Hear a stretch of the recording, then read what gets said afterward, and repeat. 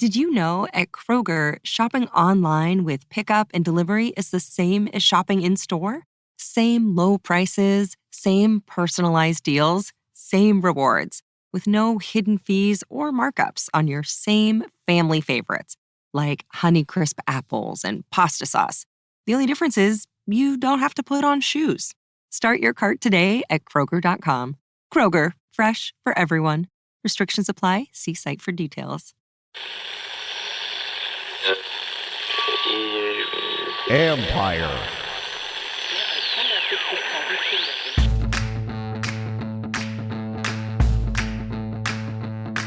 Hello and welcome to my podcast. Do me a favor, subscribe to the John Conn Report wherever you get your podcast. You're watching on YouTube. Hit that like button, hit that subscribe button. You can find us there as part of Empire Media. That's AMPIRE. Always much appreciated when you tune in. And don't forget, you can read my work on ESPN.com. Give me a lot of stuff to follow over the next however many days, weeks, months. And, for a lot of the coaching vacancies, for all the stuff, you can check ESPN.com. They may not just be coming from me because we have a lot of national writers addressing a lot of these openings, what teams look good, what teams' openings are the best, et cetera, et cetera, et cetera. So check for ESPN.com for that. Not always going to be Commander-centric, but it's going to give you the full picture on all these openings, the candidates for all these openings, all that good stuff. And yes, we expect news certainly pretty shortly after the season ends Sunday night. Whether that's Monday morning, Monday afternoon, don't know. They will have their typical clean-out day on Monday morning. Players are going to get there around, I think right now there's like a team meeting scheduled for 9. It's a typical end of the season team meeting scheduled right now. So don't overreact to that. But, certainly, again, I think we all know what's coming, as do people here. It's just a matter of what time, which day, or how soon after that game ends, is there any sort of official news. Anyways, I got my Friday 5 today, so let's get to it. I'm going to start with, originally I was going to start with Terry McLaurin, but I'm going to start with the schedule or the Sunday games because that matters very much for Washington's future, regardless of who's coaching or who's making decisions. So, we all know that the Commanders have the second overall pick in the draft right now. How can they finish there? Well, it's going to take more than them just losing to the Dallas Cowboys. And the Cowboys have something to play for. They can win the NFC East with a victory. Last year, the Cowboys had something to play for. Washington did not. Washington won that game by 20. But that time, it was more about positioning, all that. They have a chance to win the division now. That's a big deal. So I would expect to see Dallas's best this time, and Washington has not played well at all for a long time. There's no evidence, or there's certainly no way you can say, oh, they could upset them based on their playing. They haven't played well. So even last week, I thought they actually did a nice job. They still lost by, it was not a close game in the second half, or certainly in the fourth quarter. Kind of expecting something similar like that, but I don't want to spoil you because I may make a prediction at the end. I want to keep that a secret. Anyways, so what needs to happen for Washington to finish with the second pick? First of all, Washington loses, New England wins, boom, ball game over, Commanders get the second pick. But what if Washington loses and New England loses to the New York Jets? Then what? Well, then it comes down to, as it is right now, strength of schedule. And essentially, there's a 1-game difference. The Commanders have basically a 1-game lead over New England for that second spot right now. So a handful of games are going to make a difference. Let's look at those games. The biggest game is Atlanta versus New Orleans. That's one game that involves that will impact the strength of schedule for both teams. Washington beat Atlanta. If it's the New England played New Orleans, lost to New Orleans. If New Orleans wins, that hurts the Patriots. You want that because then it gives you basically it's almost like a 2-game swing there, because it would make Washington's strength of schedule a little bit easier and make New England's a little bit harder. Then the other ones, Indianapolis versus Houston. You want Indianapolis to win. Pittsburgh versus Baltimore. you want Pittsburgh to win. The good news for you and the Commanders is that Baltimore is going to be sitting a lot of players because they won their division. So that's what they're going to do. Pittsburgh needs to win that game. They're going to be playing guys. So Pittsburgh, you want Pittsburgh to win. Green Bay, Chicago, you want Green Bay. Las Vegas against Denver, you want Las Vegas. Both teams played Denver. The Patriots played Las Vegas. So that's how you want to look at this game. It's going to come down again. It's going to be very, very tight here. And it's almost like, feels like a political race looking at electoral votes and all that. But that's where we're at. So that's what you want to know. That's going to impact where the Commanders finish. To be honest, I think for you guys, I think what I'd want to see for your case is see this team compete, see this team play hard, see guys like, and Sam Fortier and I talked about this the other day, see certain players have a good game so that going into the year, hey, maybe this guy can develop here down the road. That's what you want to see. You don't want to see a 45-0 game because it means that some guys may have just kind of lost interest or certain guys aren't very good. Whatever. The bottom line is, though, you can still end up with the second pick. And I know come 7:30 Sunday night, that's going to be your main concern. But for me, when I'm looking at it, you want to see who are guys who can play for this team in the future. And I think that's why it's important to finish not with a win, but to finish with good competition, with competing well. Right. That's what I would say. Because I would always say you want competitors on your team, regardless of who's coaching here and all that. So anyway, speaking of competitors, let's get to item number 2. And that's Terry McLaurin going for 1,000 yards would be, first time in franchise history, a receiver would get surpass 1,000 yards for 4 straight years. Very impressive considering he has played with 10 different starting quarterbacks since coming to Washington in 2019.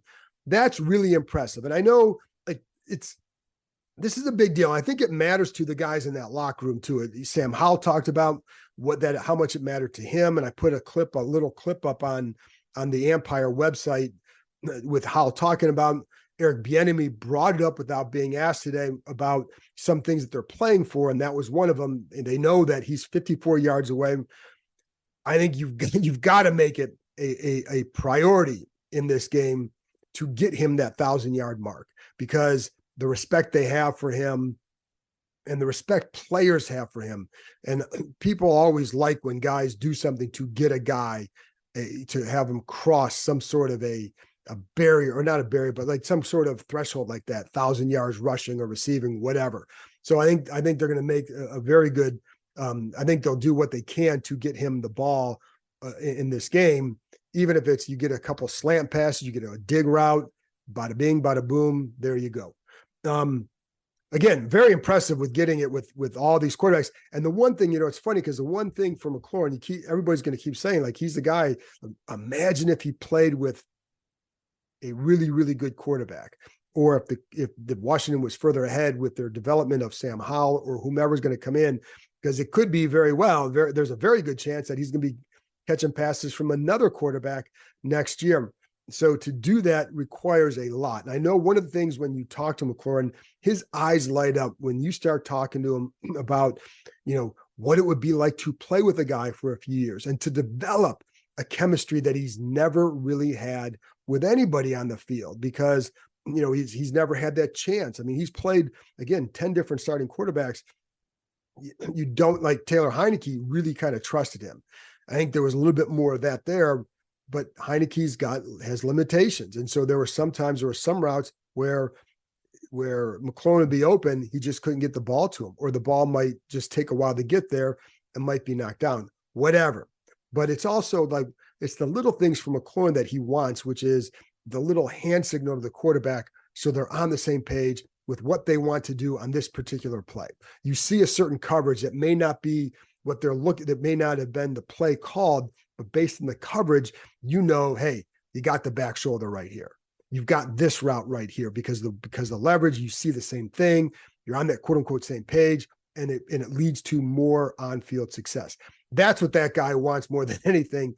And, I think what this franchise has to do, it's not all about McLaurin. You never make it about one player. I think what this franchise needs is more help at that position. Get a big receiver in here. They haven't had that in a while. I know Cam Sims was a big receiver. He's not that. You need a premium big receiver, a guy who's going to be a consistent, legitimate starter for you, who can make plays because of his frame.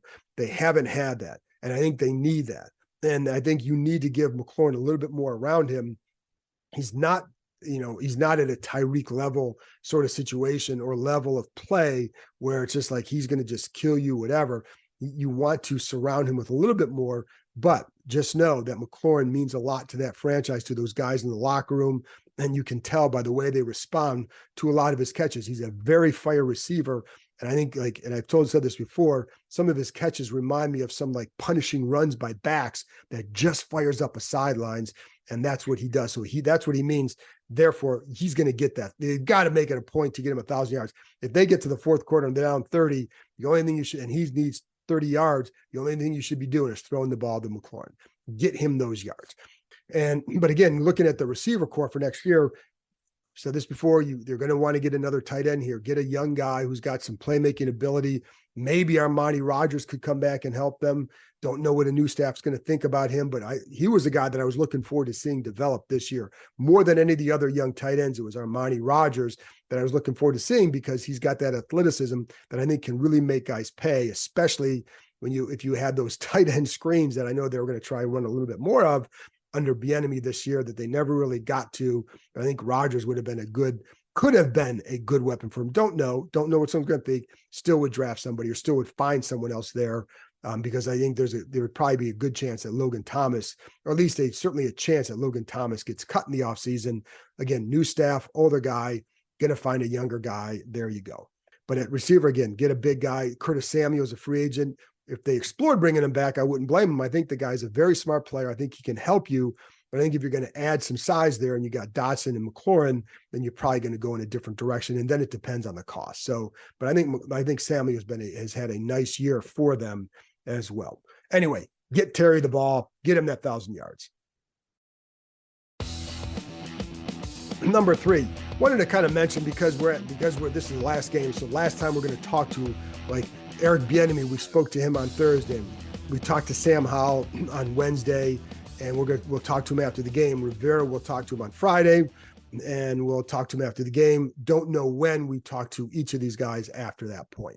So one of the things, and they're paid professionals, they're paid to do a job, but I think they've been very professional about how they've handled this situation this season. Bieniemy, there was obviously a lot of talk with him. Sam Howell, up and down, every week was a referendum on, is he the guy or is he not? There's a lot of pressure on that. Rivera, for about 5 or 6 weeks now, it feels like the questions have somehow surrounded his job status, whether it's for the immediacy of 5-6 weeks ago. Are you afraid? Are you are you concerned for your job versus now, which is all these questions about the future, his future, and there's not much they can do. But what I appreciate from all those guys is they're focused just on Sunday because, as they say, it's all they can control. And I think one of the things I appreciate about him, and you've seen this from other quarterbacks there before, whether it's, I think Alex Smith was good in the locker room. Taylor Heineke was very good in the locker room. I think Sam Howell's really good in the locker room, spends a lot of time in there, has not ducked from anybody and just hid from the media, as there are definitely some players who do that. And, if they're not going as well, they're not going to be hanging out in the locker room. Howell has been there every time. Now, you can go up to him and talk to him in his locker, not necessarily on the record, but you can talk to him. He is always there. Now, lately, he's been in there playing cards with some of the other guys, but he's in there. And I think that's a good way to handle it. I think it says a lot about him.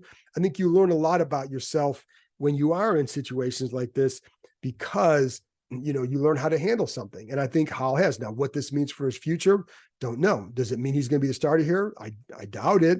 I don't know, because I don't know what a new staff is going to think. I just know that if you get the number 2 pick, you absolutely owe it to the organization to look hard at that quarterback position.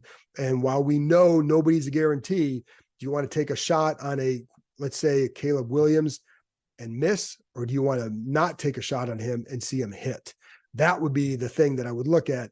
And with, but anyways, regardless, Sam Howell is still going to play in this league and possibly for a long time. So how you handle things goes a long way toward, winning over teammates' respect and all that, which is a big deal at the position. He is not a finished product. And so whether it's here as a backup, as a spot starter, as a guy who challenges whatever, or somewhere else, he's going to take from this year. And I think the way he's handled it is the right way to do it.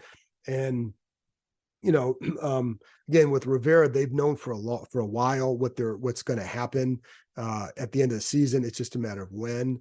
Bieniemy, we don't know because he is under contract for next year.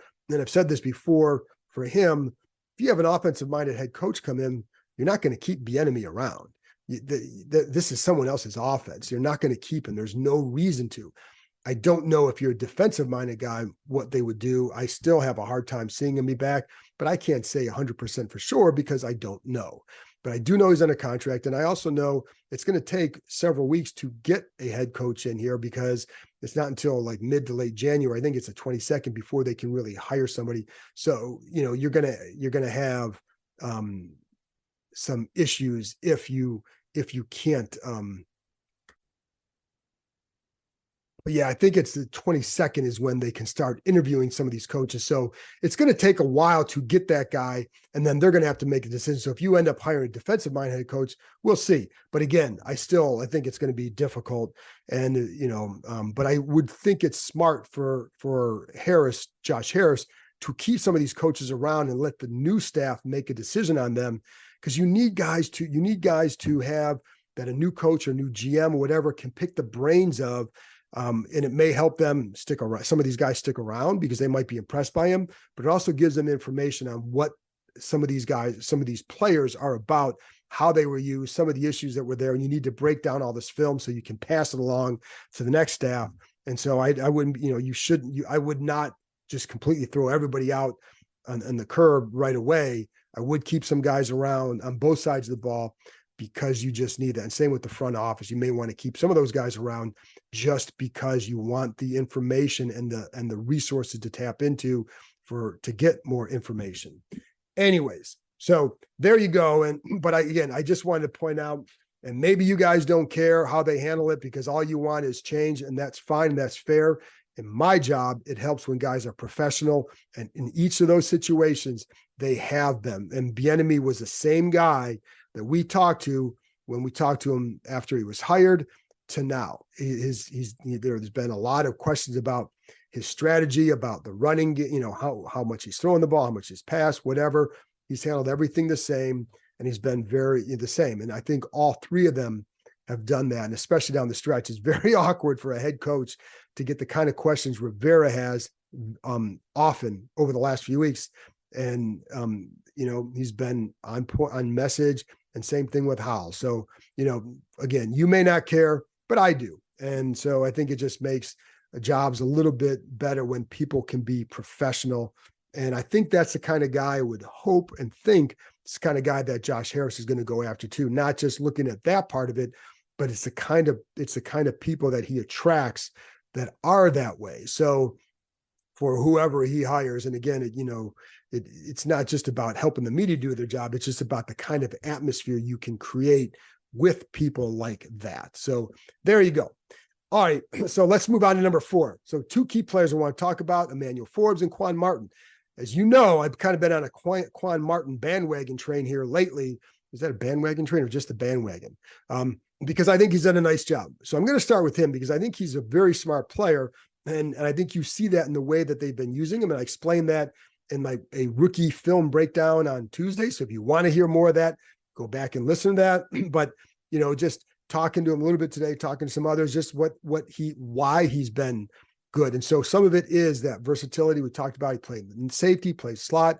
One thing that helps him, he said, is that when you play safety and you're playing the slot, sometimes based if the slot's going to blitz, for example, and he's got to slide down and cover that guy, well, because he's played in the slot, he can handle that dual responsibility. It gives him a little bit of an edge to be able to drop down and cover in that situation because he's played the slot. So it gives him that little versatility helps. So when you're looking at guys going forward, to me, he's got to be on part of what they want to do because I think he can play.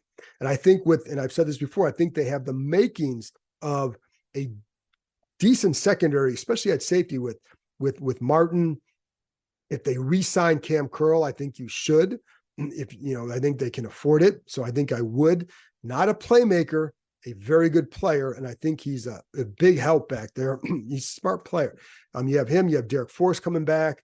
I think Percy Butler can develop into, if nothing else, a solid backup special teamer, whatever. But I like where Quan Martin has gone. And the other thing too is what I like, and I saw this in training camp. You saw it on film last year too, when you'd watch him from Illinois, where they played a lot of man, but he has, and I think this helps. So it's kind of leads to the point where I say, he's really good in some of those option route situations with running backs. And part of it is his feet are very patient and calm. There was one play that he was talking about where Christian McCaffrey wants to run those. They know, because I was talking about, you have to cover a different set of talent when you're covering a Kittle, when you're covering a McCaffrey, when you're covering a Deebo Samuel, all those guys he covered last week. So when you do that, you've got to be smart about it and know who these guys are. And he knew, he kind of rattled off, well, this guy likes to run this route. They know that Deebo is not going to run deep routes. They know that, he knows that McCaffrey's going to run option routes. And so, and when he runs the option routes, well, the option is almost always to the middle. When you would see Jamin Davis, for example, get into trouble, it's when he gets beat to the inside. It was always get your leverage, don't get beat inside. So Quan Martin knows that. So there's one time where he said that McCaffrey came out and was really, really kind of exaggerated with his feet and kind of was waiting for Martin to bite outside to get him to go to then so McCaffrey could win inside. Martin kept his feet calm and patient, and McCaffrey had to bounce it outside, and I don't think he caught the ball. So it was a good job by Martin doing what he was supposed to do. And that's why it's plays like that where I think that's why this kid has a chance. And someone else described to me as he has that dog in him, and teammates really like that. So I think he's going to be a guy to watch in the future. And I think when it's all said and done down the road, I think people will eventually say that was a good pick.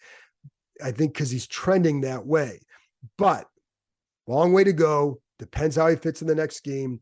I do like how he's finishing the season, which leads me to Emmanuel Forbes. And I talked about him the other day based on what, just rewatching the game and what I saw. And I still think one of the things he's going to do in the offseason is kind of focus on gaining weight. I don't think he's going to be able to put a lot of weight on. I think it's more like you lose weight throughout the season. Most players do because it's a long season. You're just burning through it. So I think he's going to try and add a few pounds. I don't think it's going to change anything for him a lot. I think he just get back up a little bit more when he's at. He has very, very thin legs. I don't think he's going to, that's where he'd need to bulk up. And I don't know that he's going to be, I don't know that the bone structure is such that he would be able to add a lot there, but he can put on a few more pounds. I don't think he I know he didn't feel like his weight impacted his game at all this year. And I would say I would agree with that. So I think some of the issues he has, they're not weight related. It's not because he's thin. It's because he needs to get better technique. And there were times that I know that the coaches were pleased with how he handled the man coverage the other day and how he handled some of the route, just the man coverage and staying on top of the receiver. But it's the inconsistency in the techniques and zone or some other little things. There were a couple of times I brought the other day about just playing with your eyes in zone, not turning your back to the quarterback as he did a couple of times in zone. And it leads to there was one play where Kittle caught, I think it was a 20-some yard out on that play. I think it was a very well-designed play, but I also think he lost vision. And so that's the thing that they really want to see improve. And then little things like on the touchdown pass that he gave up on the scramble play. First of all, he did a nice job covering the receiver on that play until the end. Then he just, again, it's vision loose. When you're plastering, you're going to mirror the receiver and not take your eyes off that. That's an inexperienced thing. You can correct that pretty easily. It's just hey, this is the learning process or the lesson from this particular play. Keep your eyes on the receiver the entire time when you plaster. So that way, guy turns back, you can turn back with him. He was doing a good job to that point. So I think there was a lot of good things on that play up until the end. The end resulted in a touchdown. You got to finish. But before then, his coverage was very good. And you can't escape the fact that Brock Purdy probably had 7 or 8 seconds to throw on that play because he scrambled and kept the play alive. Anyway, so there was some inconsistencies there. again, I think they were pleased with some of the development and progress in some of the man coverage looks and just how we stand on top of the receiver. But you've got to become more consistent in the other areas because, again, you don't know what the scheme or the system is coming in. So you want to make sure that you're better there. So anyway, but like I said, I really think that Quan Martin's done a nice job. And I just think that, he can be a help because of that, because of how he was used at Illinois, a lot of the man, he's smart and he's finishing well. So number 5, Sunday. So what does this mean? It's not about the win or the L. We know that. Rivera has a career record. If he win, he finishes one game over. If they lose one, that's irrelevant, right? And I only bring it up because I just think it's an interesting thing because it may be his last game as a head coach. I don't know what he's going to do after here. I don't know that he's going to want to continue coaching because there are other things that you may want to do. And I also wonder the impact of what the last 5 years on him have been from a health standpoint, from just what he had to deal with here. And do you really want to take on a job again? Or do you want, and I don't know that anybody hire him as a head coach anyways. And would you really want to be a defensive coordinator at this point? I just think I'm not sure you want to do that. A lot of other things you can do in life anyway. But my point is that, the win loss doesn't matter. It's all about they getting that second pick. I think the owners have treated him well. And the way they've handled this year, you're not hearing leaks about who might come next. I mean, we can all put together a list of guys who are potential candidates. It's going to be the same for every team. So, but it's not like you're hearing these leaks about, the Josh Harris group really likes X or Y, coach or GM. That's all been very quiet. I think that's out of respect. And I think it's just the way they want to handle it. And I think, they gave him, they stayed true to their word to him and this entire staff. So I think that's a good thing for them. But again, the goal here for this organization really is get that second pick. And, and I know, if you're a player, they want to win. You want to finish the season on a win. But if you're Terry McLaurin, you get to next August and you see like, wow, this Caleb Williams guy or Drake May or whomever you get at 2 is really good. You're going to be kind of happy, like, yeah, maybe that loss wasn't so bad. So at the time, they don't care. I know that. But ask me again next year if whoever they get at 2 is being the stud, they might be kind of happy. So, and I think that's what's going to, the big picture is what matters here. We all know that. It helps that Dallas can win the NFC East, and they have a lot to play for. I think that helps a lot. Again, they had something to play for last year, not quite as much as this time. I'd like to see a guy like Brian Robinson finish well. I think he's a guy who, to me, has been underused this year, and I'd like to see how I think he can be a bigger part of what they want to do in the future. So I'd like to see him finish well. I'd like to see Forbes build off last week. Can he become more consistent in some of these coverages? Again, not for the wins or the losses, but for his development, because he is, like, whatever anybody thinks, he could be a part of this place going forward. He's got to, he can still be a solid player, but he's got to improve in some of those areas. I'd like to see Howell finish well, just for his own purpose, because he went through a lot, right? And took a lot of hits, and some of that his own doing with the sacks and all that. But you'd like to see a guy like that finish well because, why not? But McLaurin getting 1,000 yards, but you need to come out of this game with that number 2 pick. And again, I'm a big believer in trying to win every game. That's what you do as a competitor. Even Bieniemy said it today. Like, he's playing Uno. He wants to win because that's what he does. That's how you are. That's how you're wired. That's who you want coaching. It's who you want playing. Again, these guys may not be coaching in the future, but you never want a coach who's going to say, whatever. You don't want players like that either, even though there will be a number of veterans who probably won't play. And I don't blame them because some of them may be going into free agency.